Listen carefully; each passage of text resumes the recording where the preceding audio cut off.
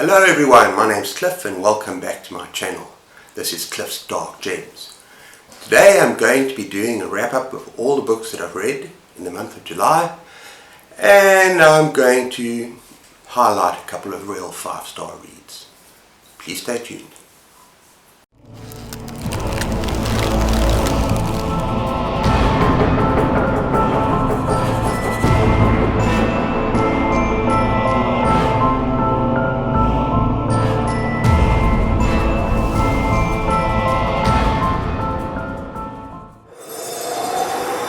Okay, the first book I'm going to talk about, and it's definitely not the worst book.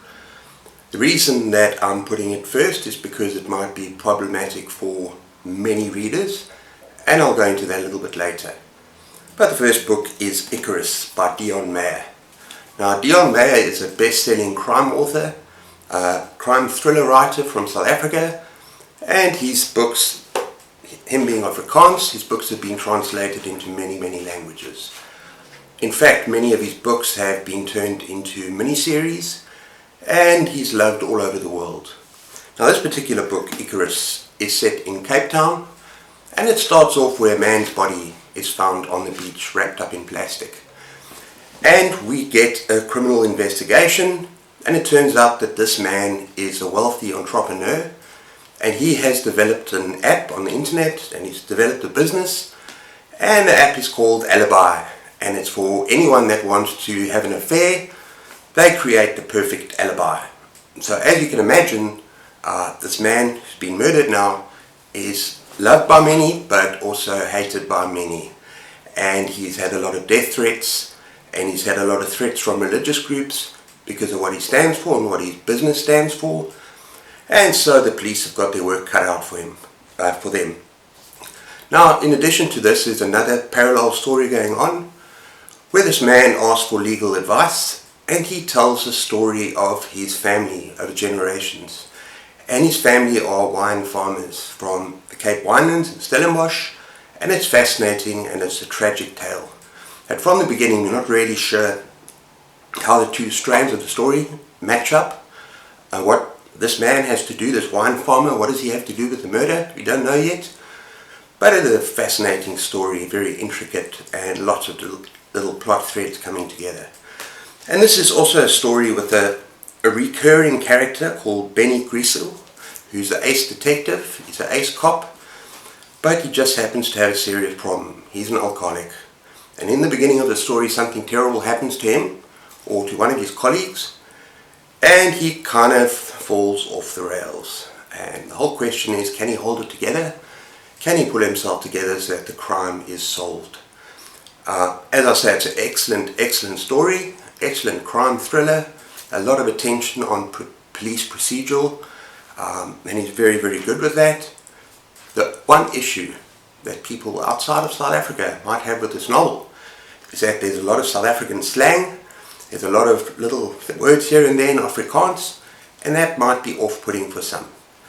Thankfully, however, at the end of the novel there's a glossary of terms that he provides, and I'm going to go through some of the little things that you might find in the story that are quite hilarious.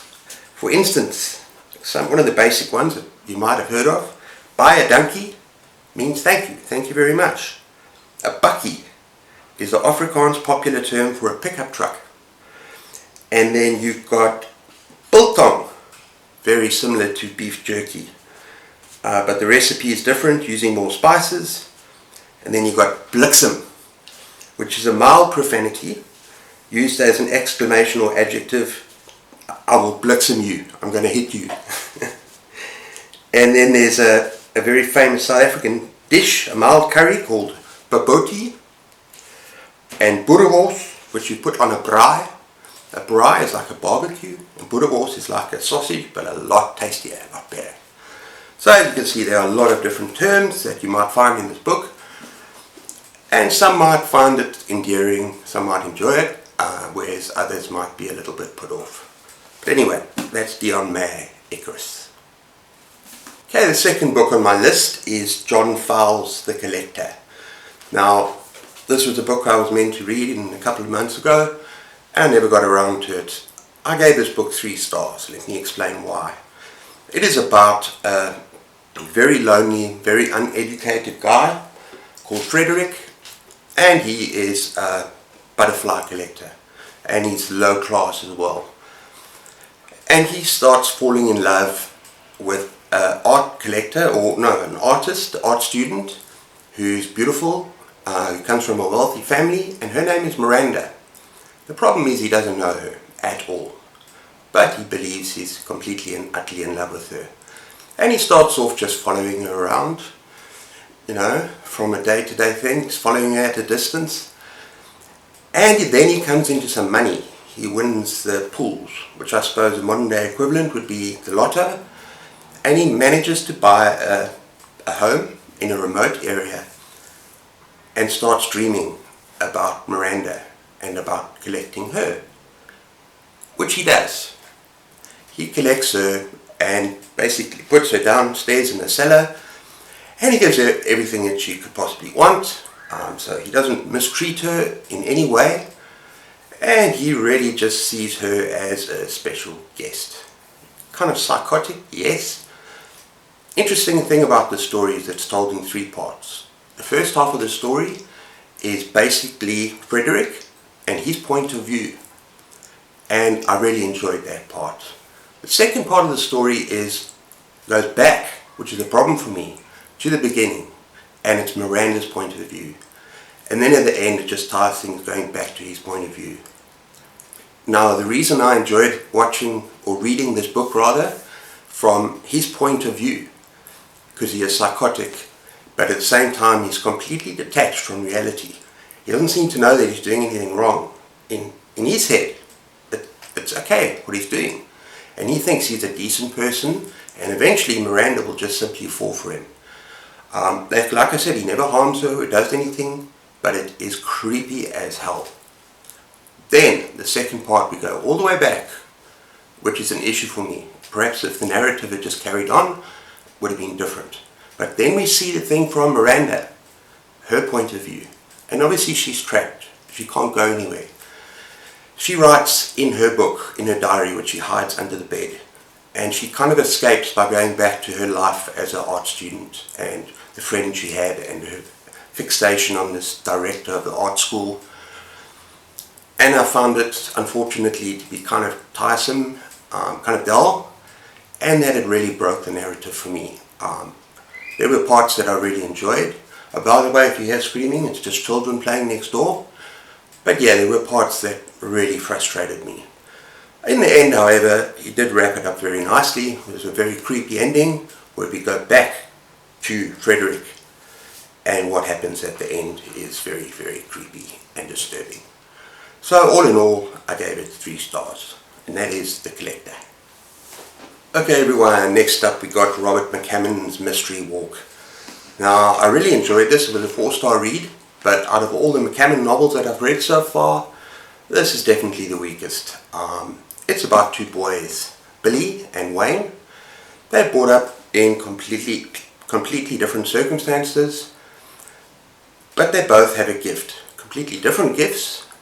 Billy can actually see dead people, communicate with dead people, and in a way can almost set them free. He can also see when someone is going to die, and he's inherited this from his mother, his Native American mother, so he's half Native American. He sees this black thing around them and he knows they're going to die. Now, Wayne, on the other hand, is the son of a very wealthy evangelist, a tent revivalist, and Wayne has the power to heal the sick, a miracle healer. Or does he? And now these boys both go on their own mystery walks. They go on their own quest through life. But they are bound to meet at some stage and collide. And as they grow up and learn about their powers and learn about themselves, they have to collide at some stage. They both share a dream about good versus evil, and there is an evil awaiting both of them. And it does build to a very awesome climax. Now, what did I love about this book?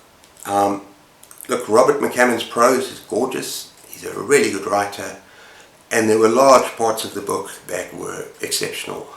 Terrifying, Very, very interesting characterizations, and I thoroughly enjoyed that part of it. There was also a couple of scenes in a carnival, and as you know, I love carnivals. They were very, very creepy and awesome. Now, one of the things I did not like about it is the whole evangelical, or the whole tent revival thing, the whole focus on religion. For me, got a little bit too much. And it was almost like Robert McCammon was doing too much with the novel. There were too many sideshows that kind of took me away from the narrative, and I struggled with it on that level. However, at the end, there is an awesome climax, a supernatural climax. Another issue I had, the actual evil, is this sort of skin changer, shapeshifter. You don't really learn a lot about this creature or this character, besides the fact that it is very threatening. It's threatening these two boys, but I would have liked to know more about that. But look, overall, I gave it 4 stars, perhaps more like 3.5, rounded up to 4 stars. So The Mystery Walk was a pretty good novel. Next up we had the Ballad of Black Tom by Victor LaValle. Don't own a copy, I read this on my Kindle, and it's an excellent Lovecraftian retelling of the horror at Red Rock.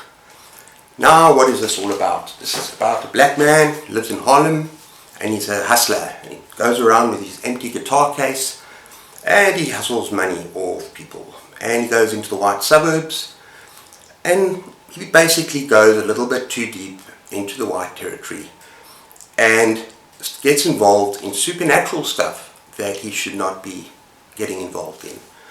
And what happens is the cops get involved, and I really enjoyed that side of the story as well.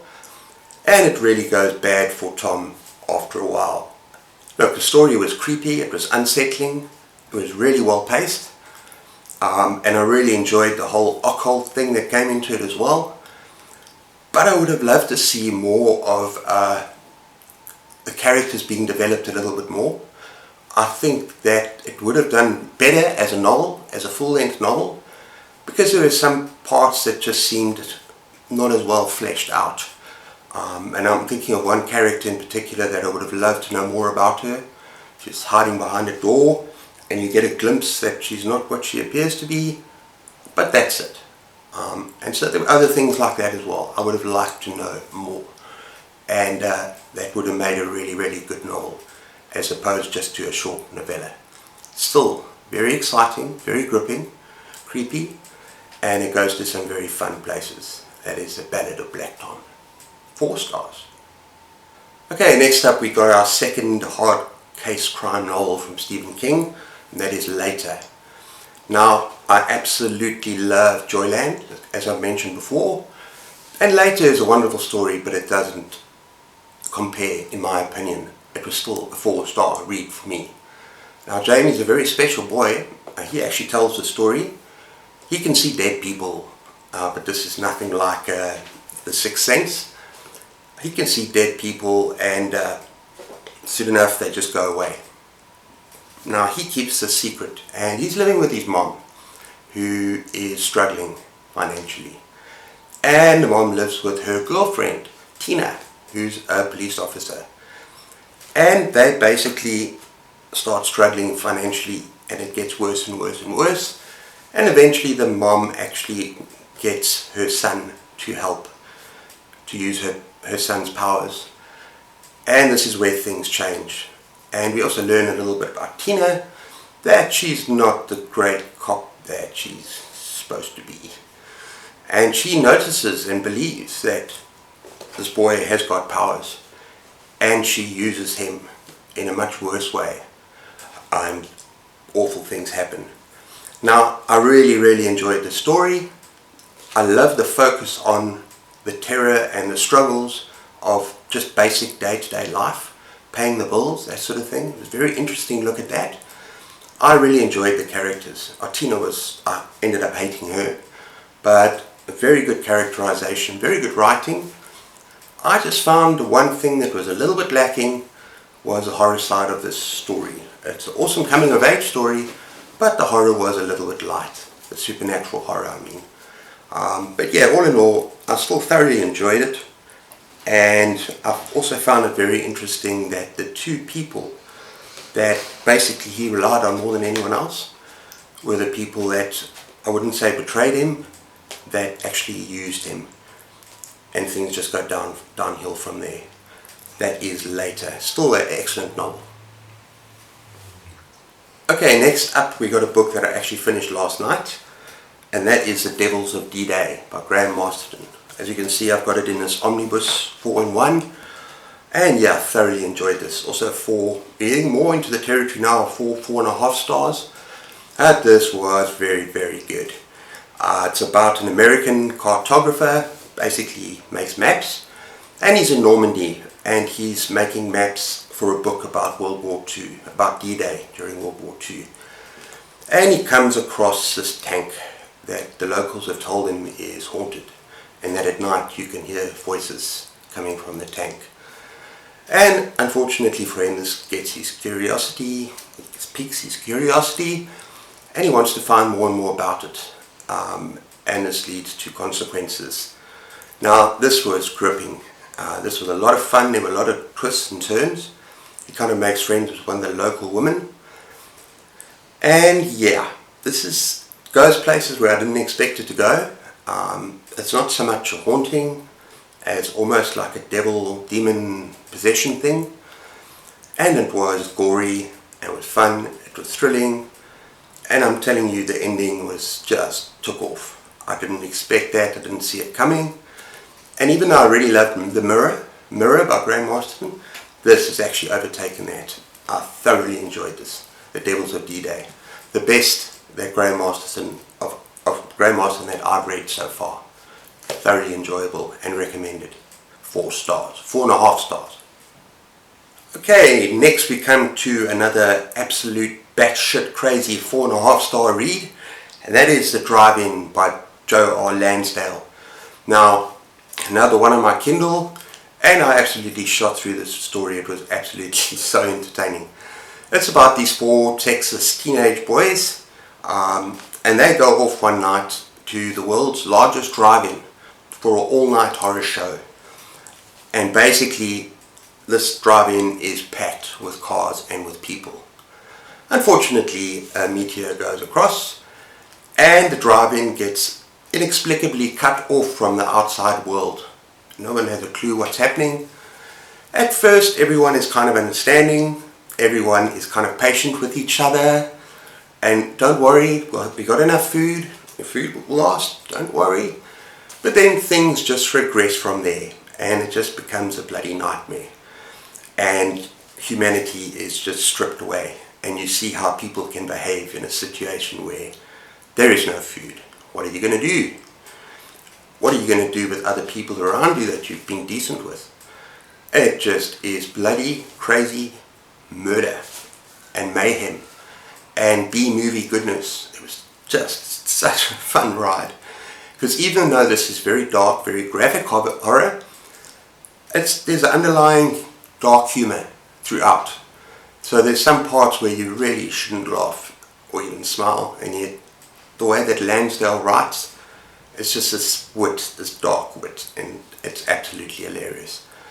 I think there's only one thing that I didn't enjoy about it so much, is there was one particular theme that was just overplayed a little bit too much. I'm not going to say what that is, because it's just giving away a spoiler there, but let's just say this was a fun, wild ride, and I highly recommend it. That is Joe R Lansdale and The Drive-In. Okay, now we come to 2 5-star reads for me, and these really took me by surprise and blew me away. They're both short little novellas. Let's start off with Sour Candy by Keelan Patrick Burke. Now, I did not know what to expect with the story. It is really best to go in blind, but I will tell just the very, very beginning. You have a character called Phil Pendleton, and he goes into a Walmart to buy some chocolates and sweeties for his girlfriend because they're planning a nice, romantic, passionate day and night. And what happens is that this kid close to him starts screaming his head off and causing a scene, and the poor mother seems absolutely haggard. She can't do anything about it. And then they start stuffing their face with sour candy. And when he drives away, you think, okay, that's it. Oh no, he gets smashed from the back. What do you call it? A rear crash, whatever. And guess who's driving the car? The mother. And the son is not there. And it gets very, very weird. And I'm actually going to leave it there because you have to read this. And from that moment on, to give you the plot, to give you the story, is kind of to spoil it. You've got to experience it for yourself, you know, kind of for the first time. All I can say is that this is a very dark, very creepy, very bizarre story that goes to very unexpected places, almost Lovecraftian, and I thoroughly enjoyed it. I had such a good time with it. And when I finished it, it was like, oh, whoa, what the hell did I just read? That's all I'm going to say about this book. You really have to read it yourself.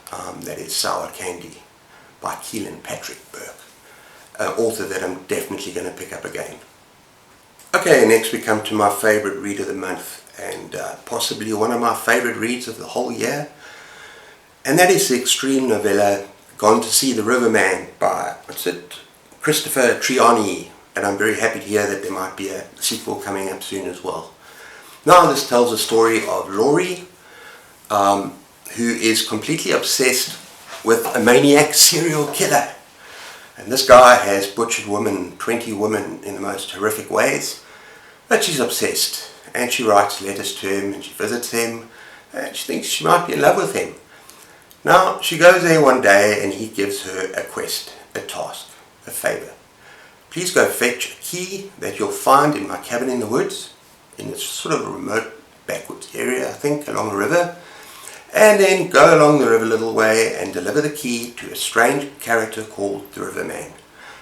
Now, she sets off with her mentally disabled sister, and they go off on this very dark, very screwed up journey.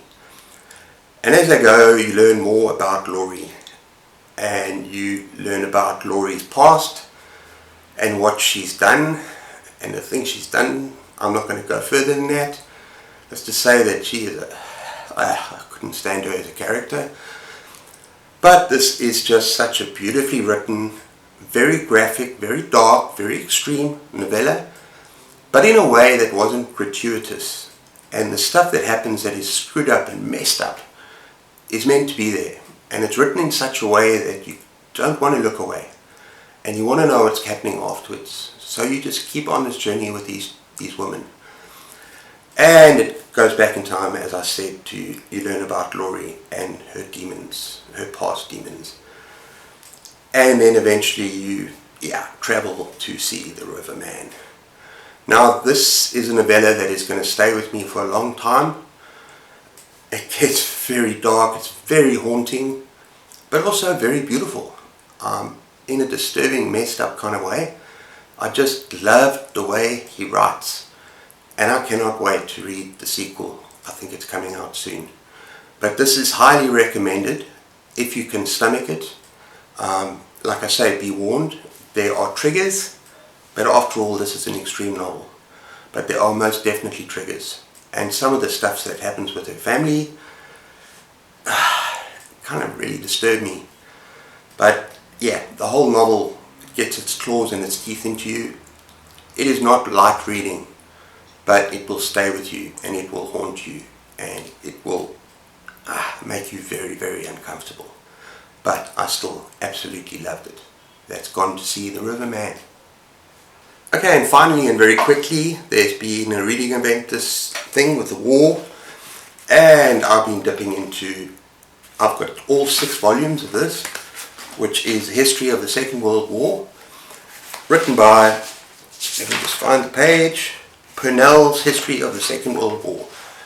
Now this is an absolutely fabulous, there's 6 volumes, I've got all 6, and it is beautifully photographed. There are gorgeous maps, and honestly, it just gives you everything you want to know about the war. I think this was a weekly magazine thing that came out in the 70s, and yeah, just look at those photographs. It tells you about the players, all the major players, all the major battles, some of the minor battles, the strategies, the tactics, and it is such a fascinating thing. It's not something I'll just sit down and read from cover to cover, but I do pick it up from time to time and basically go through some of the things that happened. And at the beginning of every one, you can see over here, this is episode number 89. So this will be the front page of each magazine, and then you get a letter from the editor, and so on. And it is just fascinating. And so basically everything, so comprehensive, everything you want to know about World War II is in these volumes, volume 1 to 6. Okay everyone, so that's my reading wrap up for the month of July. If you like my content, please like and subscribe, and give me a comment in the comment section down below. Let me know if you've read any of those books and what you think about them. But until next time, take care of yourselves, keep those pages turning, and cheers.